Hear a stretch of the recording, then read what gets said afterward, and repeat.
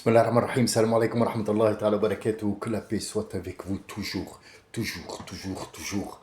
Assalamu alaikum, ça veut dire que la paix soit avec vous, où que vous soyez, qui que vous soyez en face de moi, soyez sûr que vous n'avez aucune crainte venant de ma part, sauf si vous déclenchez une guerre.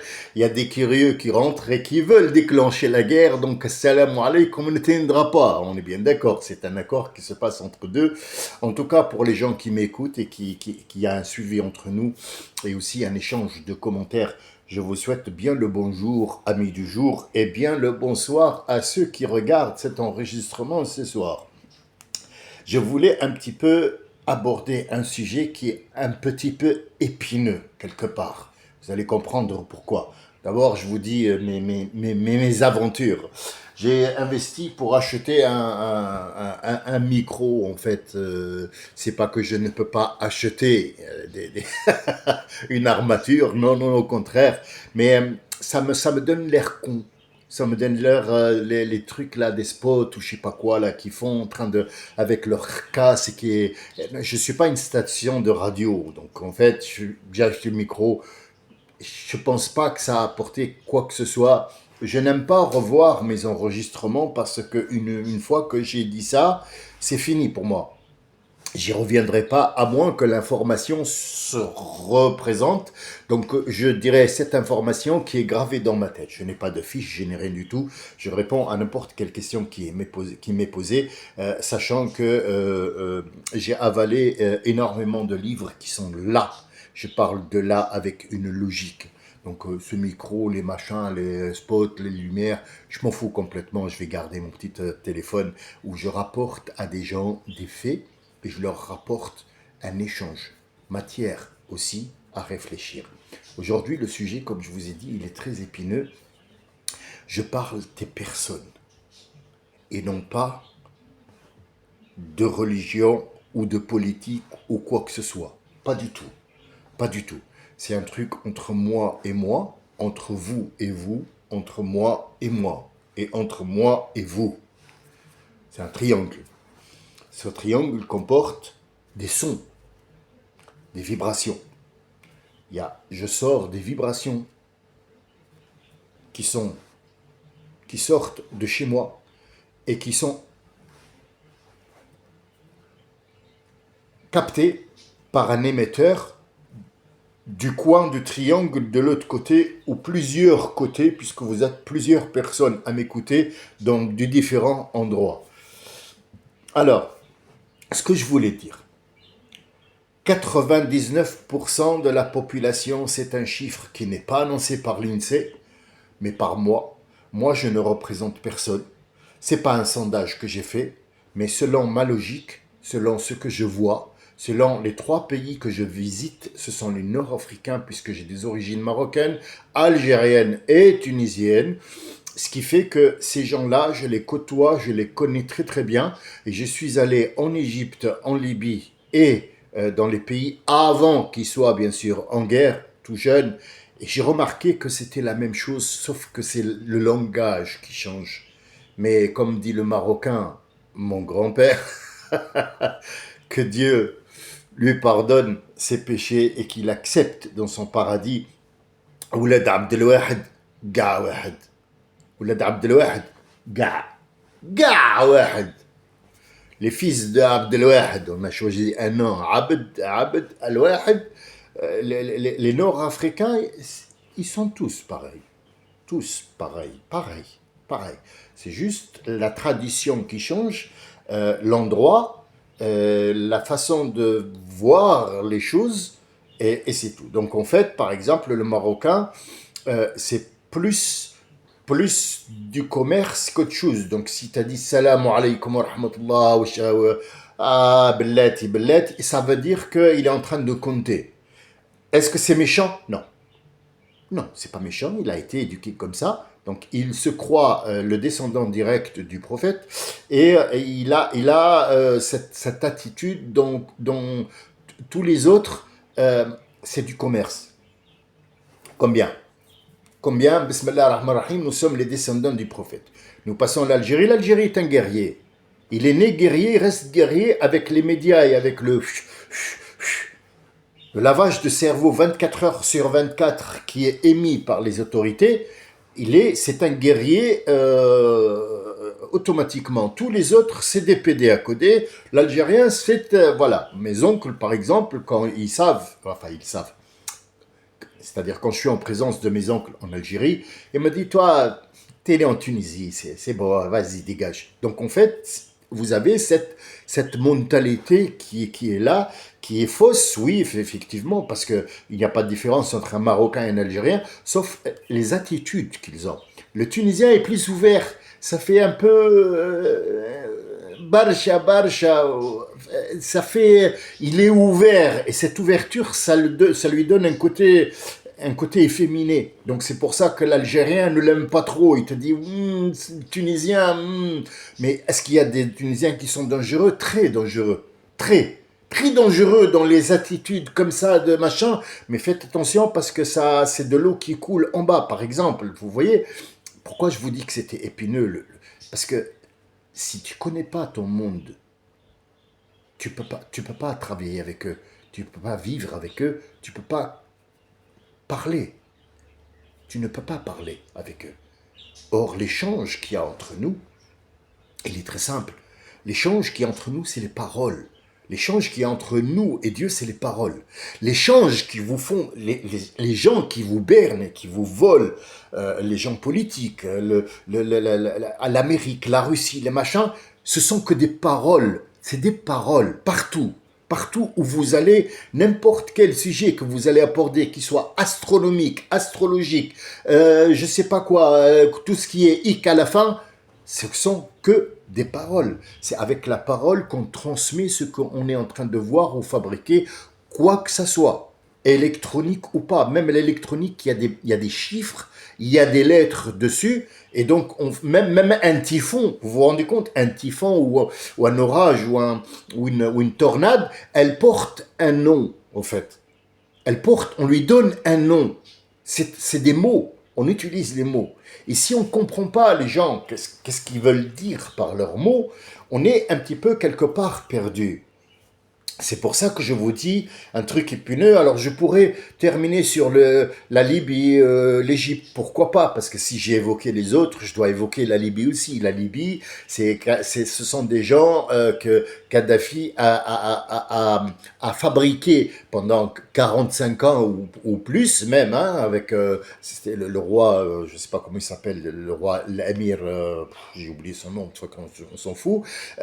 Il leur a fait croire que, enfin, la Libye, parce que en fait, c'est des tribus.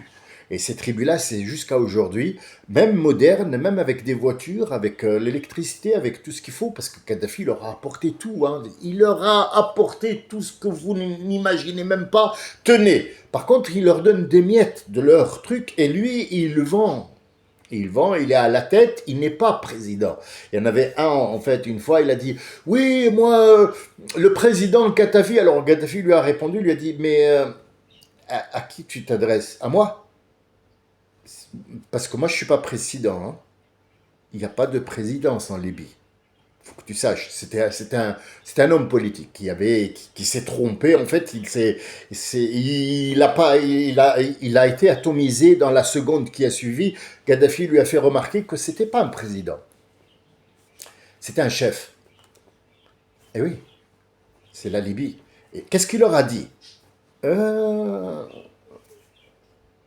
T'as acheté une voiture, il y a 6 vitesses, mais les 6 vitesses, c'est une blague. C'est une blague que tout le monde connaît. Le Libyen met les 6 vitesses, on l'a arrêté. Oh là là, qu'est-ce que vous faites, monsieur? Pourquoi vous êtes à 220 km à l'heure dans le truc?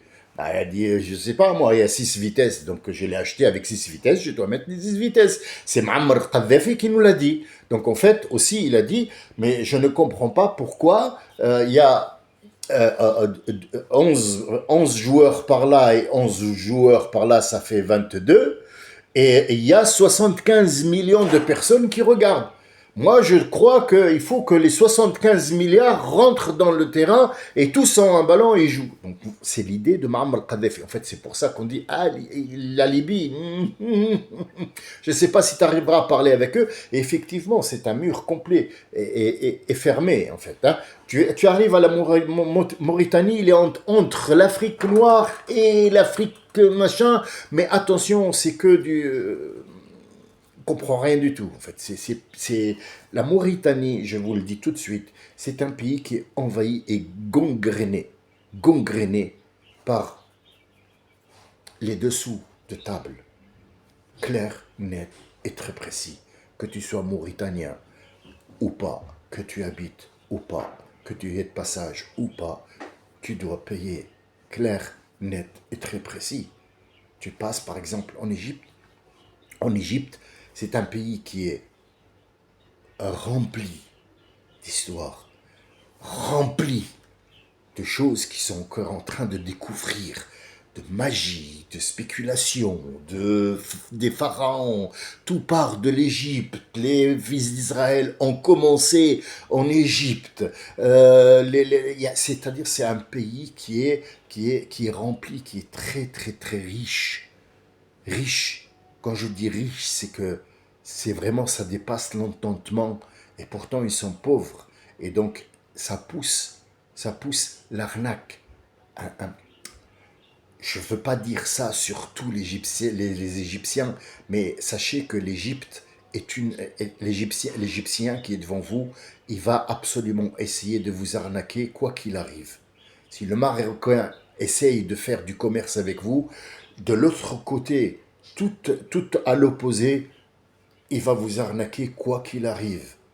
Il n'a pas de pitié, sans pitié. Et pourtant, ils disent que ce sont les gendres du prophète. Et c'est vrai, parce que le prophète s'est marié avec Maria, la copte d'Égypte, alayhi salam, et c'était sa femme, la seule d'ailleurs, qui lui a donné un enfant. Et je vous avais promis une fois de vous parler de la descendance du prophète pour qu'il n'y ait pas de confusion, mais c'est pas aujourd'hui. Aujourd'hui, le sujet est épineux, je ne suis même pas encore rentré dedans, on est à 12 minutes, et il faut absolument que j'arrive à stopper pour ne pas aller donner encore une fois à la Syrie, c'est quoi l'Irak, c'est quoi le machin, l'Arabie Saoudite. C'est des choses que tout le monde connaît. En fait, j'ai pas inventé la poudre. Ce sont des choses qui existent là maintenant. C'est pour ça qu'il y a un désaccord entre eux, parce que voir ce qui se passe à Gaza, tous ces pays-là qui sont dans la possibilité de dire stop, stop, ils ne le font pas. Pourquoi? C'est très facile. Parce qu'ils ne sont pas accordés. Il n'y a pas d'accord entre eux, mental, il n'y a pas d'accord physique, il n'y a rien. Malgré qu'il y a eu des mariages mixtes, la preuve en est moi. Je suis issu d'un mariage, mais d'un mariage mixte, vous n'avez même pas idée, il y a juste la Libye qui n'est pas rentrée dedans, mais ma grand-mère est de l'Arabie Saoudite, mon grand-père est un Algérien qui est né en Tunisie, mais la famille est là-bas, donc mon père s'est marié avec une marraine qui est marocain, qui est venu par rapport aux ancêtres en Tunisie, et qui s'est marié avec une Algérienne en route. En fait, le Nord-Africain est rempli de ces histoires-là, de métissage, de brassage. Et pourtant, on est devenu une très grande famille, cousins et cousines, germaines et pas, et pourtant, nous n'avons pas d'accord. Pourquoi? Et c'est le vif du sujet, parce que nous ne comprenons pas l'arabe littéraire. Nous sommes en train de parler l'argot. Nous sommes en train de parler le langage qui a été pour un peuple. Par exemple, le Tunisien aura une façon de parler et des mots que l'Algérien ne comprendra pas. Il ne faudra pas comprendre. Il n'a pas envie de les comprendre. C'est ça le problème, c'est l'envie de ne pas faire un effort et de comprendre ce que l'autre veut lui dire. Quel est le langage qui est le plus proche de l'arabe littéraire? Ils disent que l'arabe le plus proche du langage arabe littéraire, c'est l'arabe parlé par les Libyens. Moi, je dis que c'est faux. C'est faux parce que, aussi, quand on utilise un mot en arabe, il est probablement censé vers une autre direction. Et c'est ça qui cause un problème. Donc le saoudien, par exemple, euh, le, le- le- excusez-moi, le- oh là là, le Soudan, oui, les Soudanais parlent l'arabe littéraire. Le problème, c'est que quand tu vas parler avec eux un arabe littéraire, ils ont un autre mot dans la tête. Ils parlent l'arabe littéraire, mais ils lui ont donné un autre sens. Moi, je vous ai parlé de la partie de l'iceberg qu'on voit. Maintenant, vous savez tous que l'iceberg, je ne vous apprends rien du tout, il y a un toute petite montagne.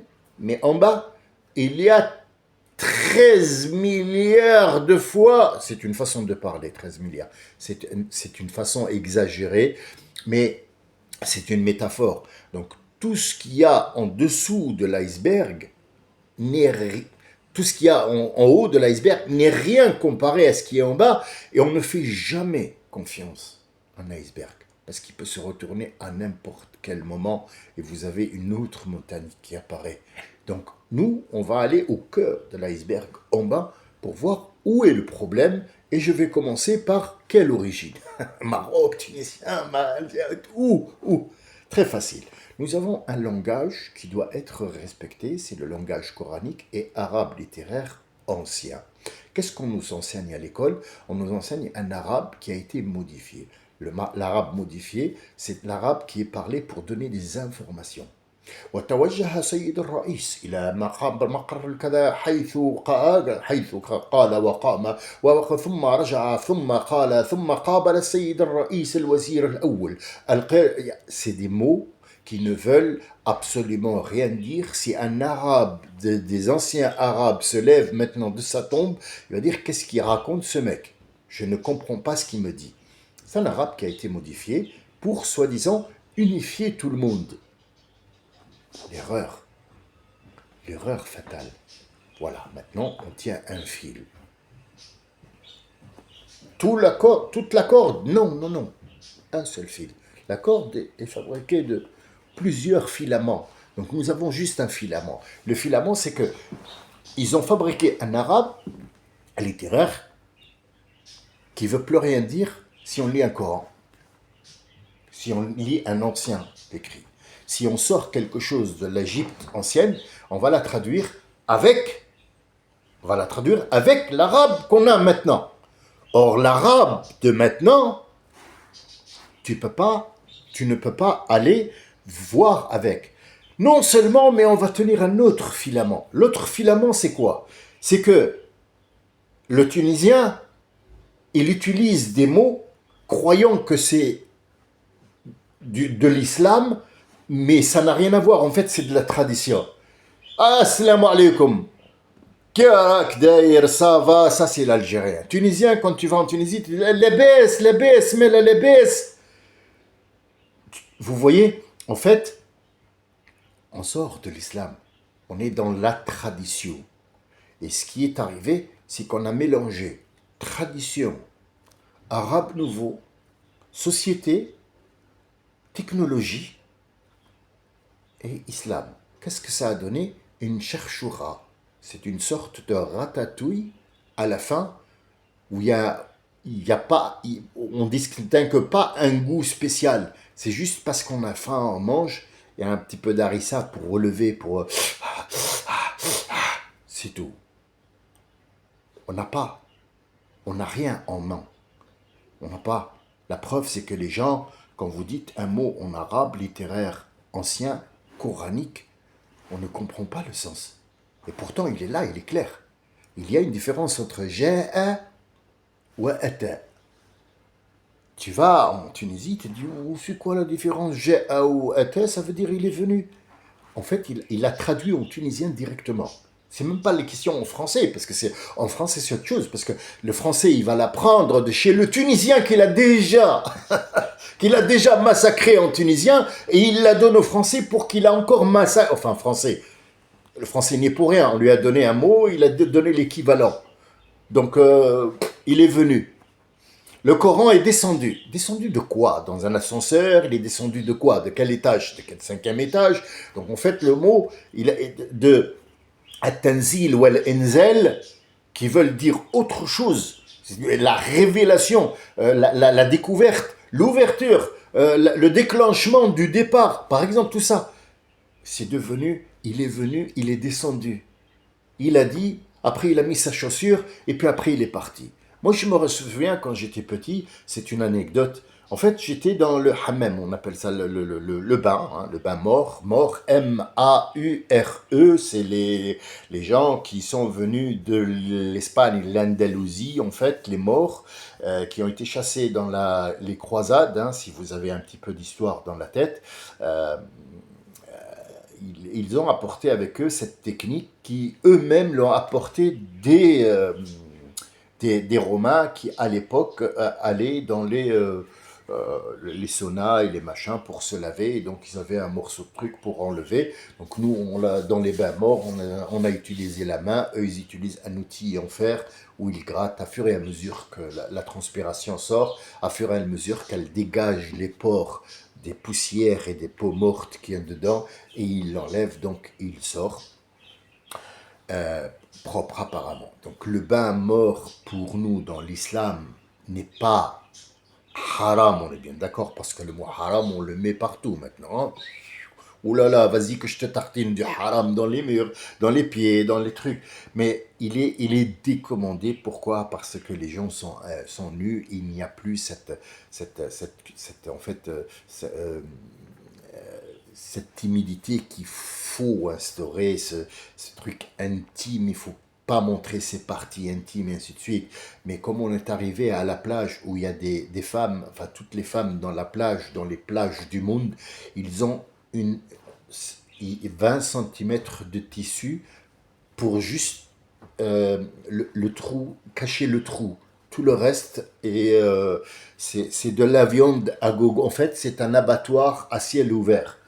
Donc il n'y a plus intime ou pas intime. Maintenant, c'est voilà, la plage, c'est l'endroit où tu vas voir toutes les fesses du monde, toutes les fesses, toutes les formes du monde, tu trouveras, il n'y a aucun problème. Le mari, il est là, le fiston, il est là, la sœur, la grand-mère, le papa, tranquille, il n'y a pas de souci, tranquille. Donc on est arrivé à un point où on ne peut plus dire le hammam, ça marche plus en fait. Est-ce que ce que je dis, moi, je confirme que ça marche plus? Non. Je le dis avec une douleur dans la poitrine, parce que on devient des animaux à notre tour. Sortons pas du sujet.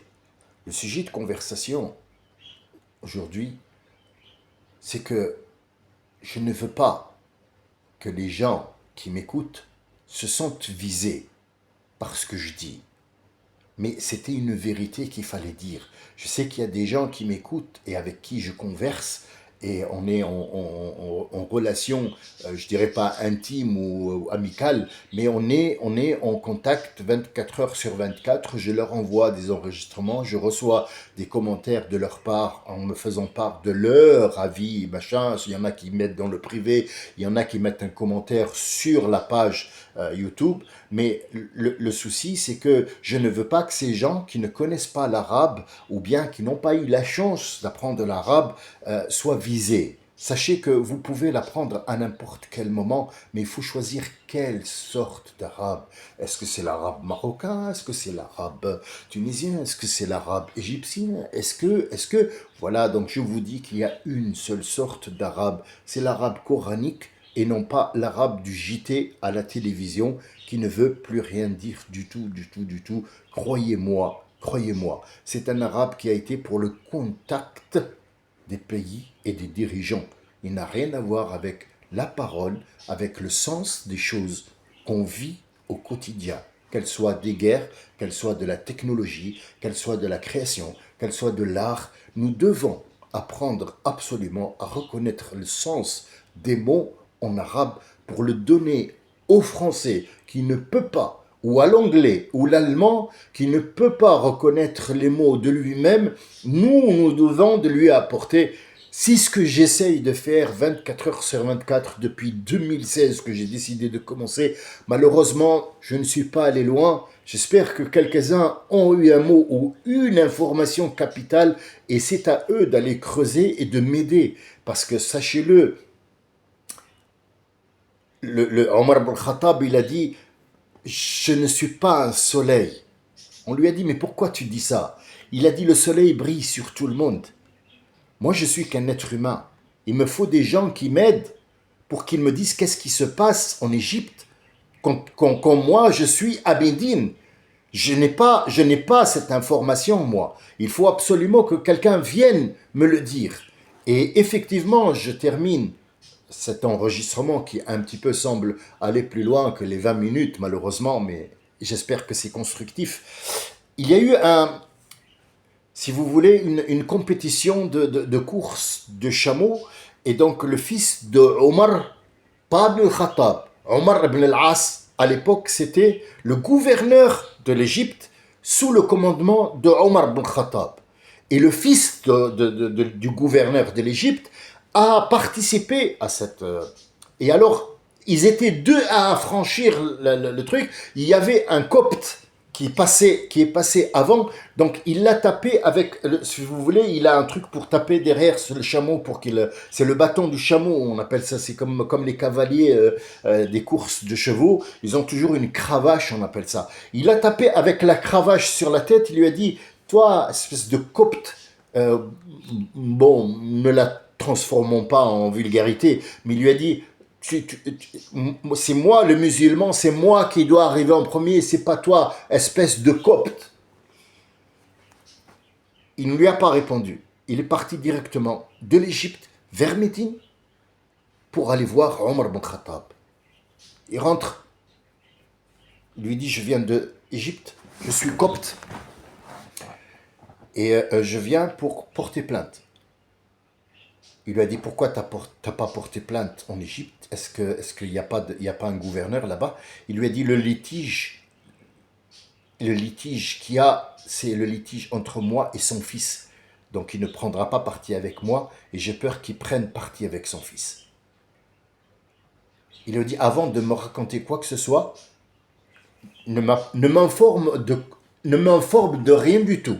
Il faut que la personne avec qui tu as eu le litige et que tu viens, tu es mon invité jusqu'à ce qu'il arrive. Apportez-moi Omar, le gouverneur de l'Égypte, et son fils immédiatement. Donc le voyage a duré 2 jours pour vous dire la peur qu'ils ont eue de leur vie de Omar ibn Khattab, qui n'était pas aussi simple que vous l'entendez. C'était pas un simple, c'était on arrête au mot, on va prendre les gens au mot. Comme il a dit le prophète, ça sera fait. Avant que tu me dises quel est le litige pour qu'il n'y ait pas de sentiment de ma part à moi envers toi ni envers lui, il faut que les 3 personnes soient devant moi avec leurs preuves et leur histoire pour que j'entende cette version et cette version devant et pas derrière. Donc Omar, le gouverneur de l'Égypte, avec son fils, arrive immédiatement à Médine. Les 3 devant Omar. Maintenant, je ne m'appelle pas Omar, ya Omar. Omar s'adresse à Omar, lui a dit, maintenant, moi, je suis le juge et je ne suis pas Omar ibn Khattab. Raconte-moi ton histoire. Il lui a dit, je suis arrivé en premier dans une compétition et le fils de Omar, il m'a traité de copte et il m'a dit que moi, je devais être derrière lui et pas devant et jamais de la vie me laisser gagner. Il a dit, ta version à toi, c'est quoi? Le fils de Omar, il n'a pas parlé, parce qu'il savait très bien, il était en présence de qui.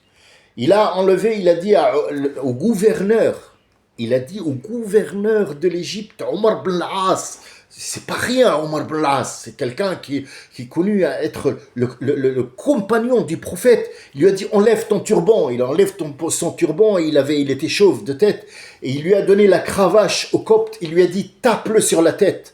Il a dit, monsieur le juge, parce qu'il devait l'appeler monsieur le juge, C'est pas lui, le litige n'est pas avec lui, il est avec son fils. Il lui a dit, tape-le sur la tête, parce que son fils t'a traité de copte et t'a traité de sous-merde avec l'autorité de son père. Tape-le d'abord, lui, parce que c'est à lui de remettre les choses en place. C'est à lui de remettre son fils en place et de lui dire, ne joue pas avec mon autorité. Salam alaikum wa rahmatullahi wa barakatuh. À bientôt. Salam alaikum.